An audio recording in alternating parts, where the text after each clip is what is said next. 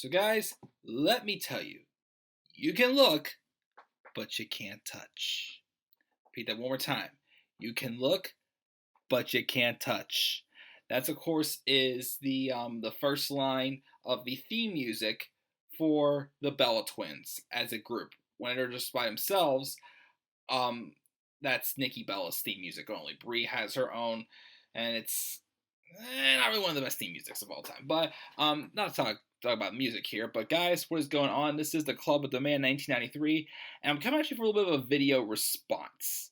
This is a video response to our good friend here on YouTube, Dalyxman. This past week right after Monday Night Raw, he uploaded a video giving his honest opinion and critiquing, but also somewhat defending the Bella Twins and just being completely honest about them. Like, what do you think? Are they really as great as WWE makes it seem like it to be? Or what can they really do to improve themselves? Or if there even is a chance for them to, improve if need be. So I thought I'd take a crack at it myself because I do these, honest opinion videos about certain superstars here and there. I've done it for Roman Reigns and Jinder Mahal, and kind of recently, last week, I did mine on Shinsuke Nakamura as well, even though it was more so just like, why has he not been succeeding on the main roster?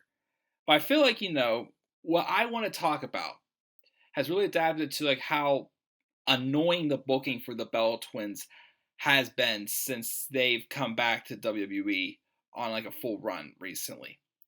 So let's get right down to the nitty gritty here. There is no secret behind this at all. Nikki Bella and Brie Bella are, no doubt about it, two of the sexiest women on this planet. I'm going to say it flat right there. Nikki and Brie are two of the sexiest women on this planet. I flat out said it. I'm just being honest and admitting it. They have, of all the superstars, the women's wrestlers in this company, and of course with me being a late bloomer fan, them two have no doubt about has two of the most sex appeal you'll ever see. I mean, honestly, a little more so Nikki than Brie. Like, my opinion is, Brie is beautiful, but I feel like what's more attractive about Brie is her personality. And I feel like, she'd be the one, if you would split them two up, Brie would be the easier babyface to get behind. Or Nikki Bella, although, she's not bad of a babyface at times. Well, for the most part, we're about to talk about here in a second about, their standards and whatnot. But I feel like, if you were going to pick like which one of the two of them was going to be the more snotty, sexy, bitch, I feel like, Nikki Bella would be able to pull off that role a lot more better than Brie would. I don't know if it's because, Brie's a mother and she's married to, one of the most popular superstars of all time, Daniel Bryan. But that's my opinion about that. And you know what? They have their success, with their modeling. Obviously, they've done Total Divas and Total Bellas, which don't interest me much, but they obviously do draw somewhat of an audience in there, so they are somewhat successful on those routes as well. And has their careers in WWE been a complete flop? No, I don't. I would not say the Bella Twins are a complete flop. I would not say them showing up gives me a bad taste. People who show up give me a bad taste. Let me see there. Jinder Mahal. Sorry to say this, Dana Brooke. Is there really anybody else I can really think of off the top of my head right now? Well, honestly, lately Roman Reigns and the Shield because of how bad their booking has been lately. But guys like that, of course, the Bella Twins, in my opinion, are not on that level. But let me tell you a little story here. As I said, how many times I'm a late bloomer WWE fan. I really didn't get that into women's wrestling, I'd say, until Paige came around. Her and AJ Lee, like, besides them two, and somewhat the Bella Twins also, they were the only four, women I felt like I could get behind when I first started watching wrestling. Because women's matches were they were nothing special. They were just filler time, and they were a joke. And then, of course, when hashtag Give Divas a Chance happened in 2015, and then, of course, Paige playing that role where, she's trying, be that hero and bring out the best in the women's division. Of course, that was what led to, eventually, Charlotte, Sasha, and Becky all being called up. And, of course, they overshadow Paige, which, was definitely the right direction for Paige to go, I feel, could have really elevated her career. she didn't suffer the injuries and go through the personal drama that she went through before she was she came back with open arms and was forced to retire, unfortunately, and now she's doing a great job on SmackDown. But those were probably the only 4 women that I actually thought, okay, they're somewhat good. Of course, the problem is, though, the first biggest problem I had with Nikki Bella was the booking of her as Divas Champion. The longest reigning Divas Champion, which they obviously did to spite AJ Lee, and also because she was dating John Cena at the time. And here's the thing I've always said too. I was fine. I was okay with her run because, it got someone else fresh into the title picture at the beginning.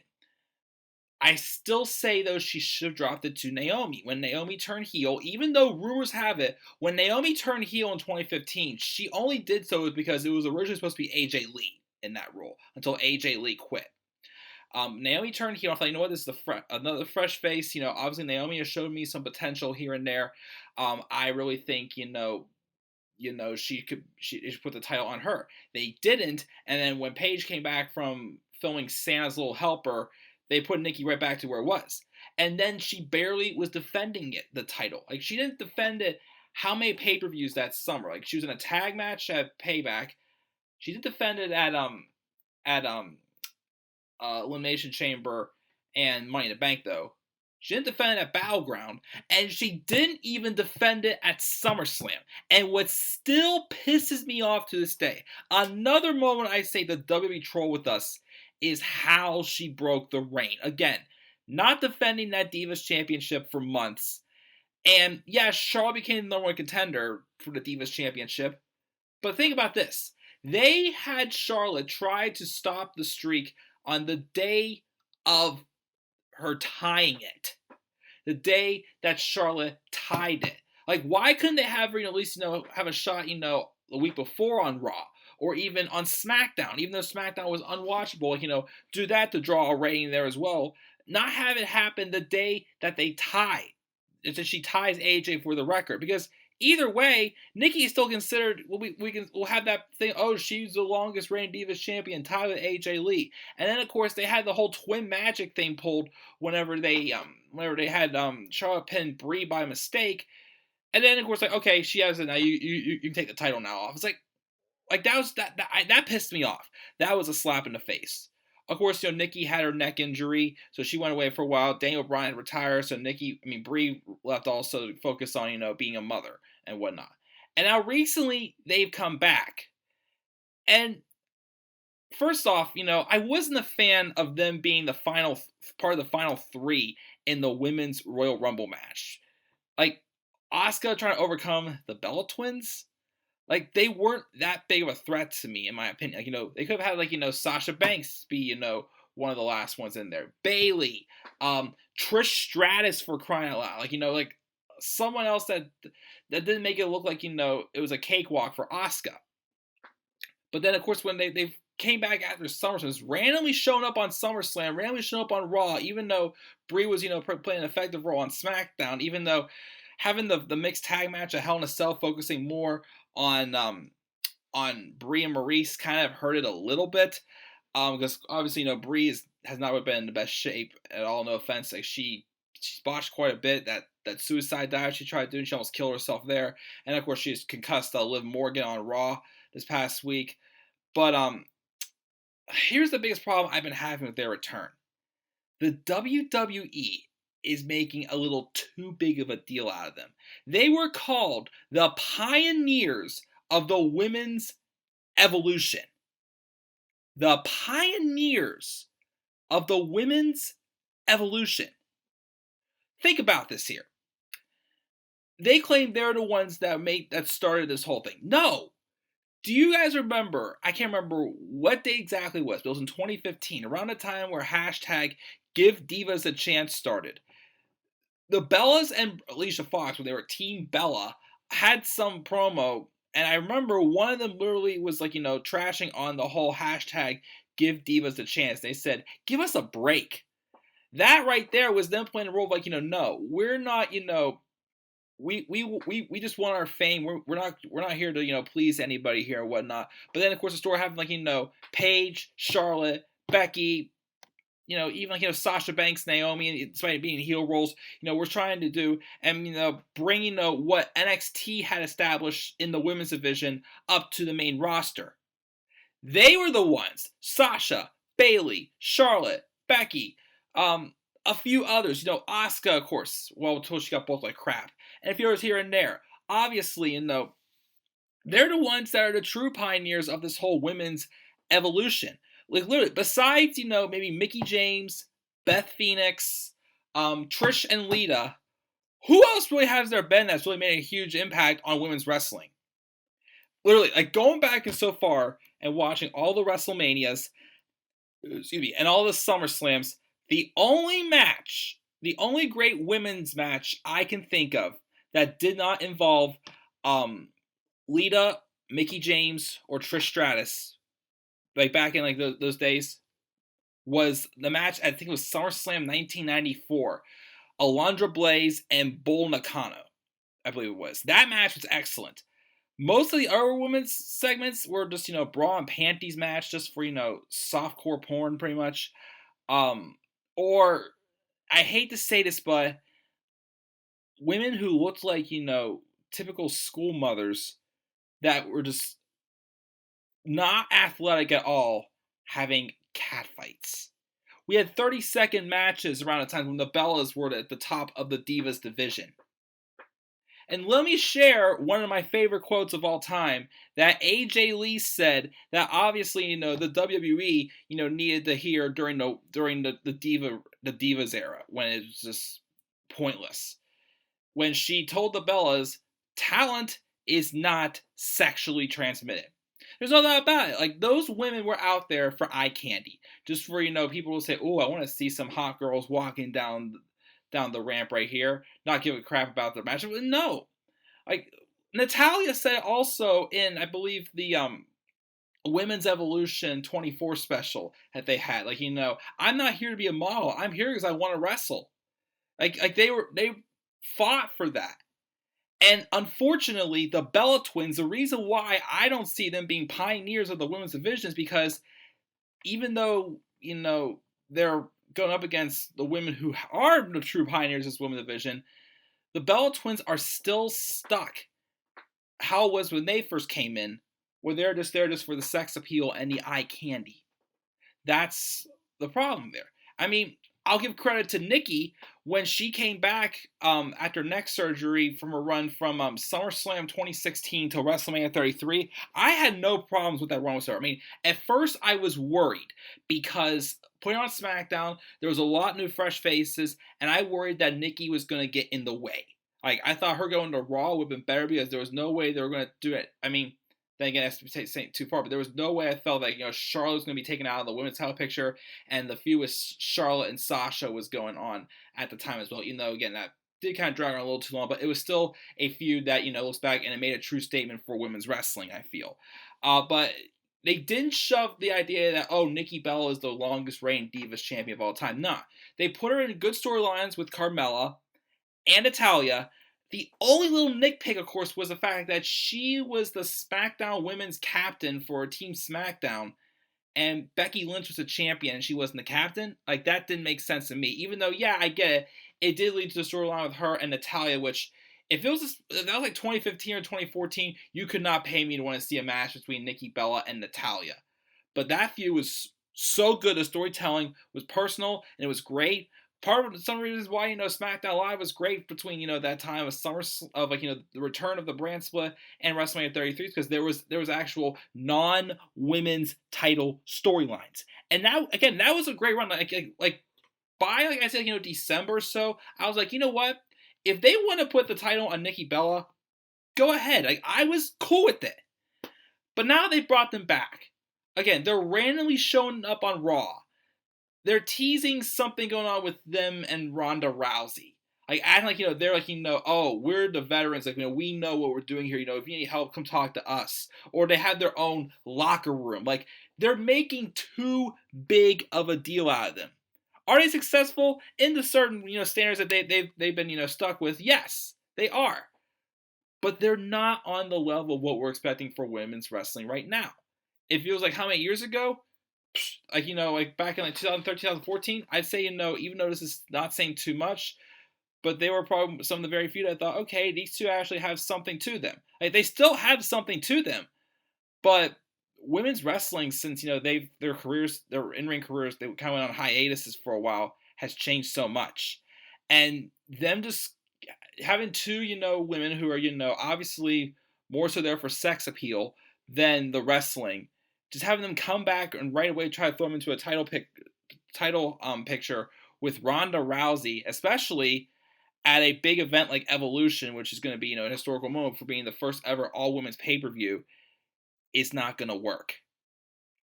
Can they definitely improve themselves and get back on track? Of course. Again, Brie Bella is married to Daniel Bryan, who obviously, as everybody said, is one of the greatest, most popular and one of the greatest wrestlers of this era. So obviously she has help from him. Even Nikki can get help from him because obviously she's not with John Cena anymore, unless they're able to patch things up, at least be friends. I'm sure like they'd be able to help each other out, whatnot. But of course, no offense, but Brie's not been too clean in the ring. Yes, I get it. She has not been, wrestling, since as much as WrestleMania 32. But if that's the case, then they're obviously not ready for that Ronda Rousey program. Again, I would take that match at a B pay-per-view, like a B pay-per-view, like Evolution, WrestleMania, SummerSlam even too. Like, no, that it's not on that level yet. So again, the Bella Twins, they have their talents, what they can do. But they're not the ones who really made a statement with this whole women's evolution. Like, I'm sorry, that Divas title reign that Nikki had should not have lasted as long as it did. If she would have defended and booked better, during like the summer of 2015, then maybe I would have been able to swallow a little bit easier, even though the fact that I still had the bad taste that they were just trying to do it despite AJ Lee. So again, I just feel that WWE is just making too big of a deal out of them. I mean, if it was back in the TV 14 era, of course, back when, even though, that was not a really good time for women's wrestling because there was no women's wrestling. There was just, women's segments just to show off their bodies. I'm pretty sure they would have been, bigger names there. And not to sound immature, but I'm pretty sure Vince McMahon would have wanted to book himself in some storyline involving them because he did it with, how many other women, which, no offense, looks a little weird knowing that you're in charge of this company and you're writing yourself, hitting on how many young women. Like, again, it's just a show, but something's a little weird to me though that's the case. But that's of course what I feel. The characters that they're playing obviously would have felt bigger deals back then, but now it's like they gotta change and step up a little bit to where we are now. Because obviously the standards are not as low as they were for women back then. The women now are doing the things that the men can do. And, obviously Nikki and Brie don't have as much experience with that as the Charlottes, the Becky Lynches, the Baileys, the Sasha Banks, who else? Ronda Rousey as of late, Nia Jax, she could be a little bit better, but, she still, is still part of that evolution, I feel. Whatnot. Paige, before she had to retire, and of course several others. So the WWE, you might want to just ease up on how big of a deal you're making out of the Bella Twins. Again, they have their own talents, they're attractive, but they're not pioneers of this women's evolution. I'm sorry, they're not. But that is my honest opinion though about the Bella Twins. Again, if you haven't seen Dalyxman's video about his honest opinion, check out his video. I'll probably leave it in the link in the description box down below. Make sure to leave your thoughts about this as well. And as always, sure to click my like and subscribe or comment on my channel. Follow me on Twitter at DemandAirBody3. Tomorrow afternoon, I will be live again. Sometime probably in like mid to late afternoon for my top 10 special. And as of now, the polls that I posted on Twitter. Let me quickly just check this before I leave. I think last I saw there was only 3 votes on my polls. I think the topic so far people are voting for me to do is dream matches.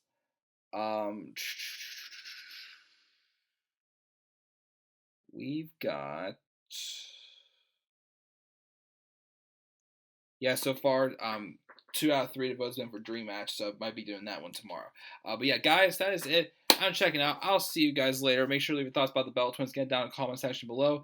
Hit that like and subscribe. More content on my channel. And follow me on Twitter, DeMayor93. And guys, have a great rest of your night. And peace out, everybody.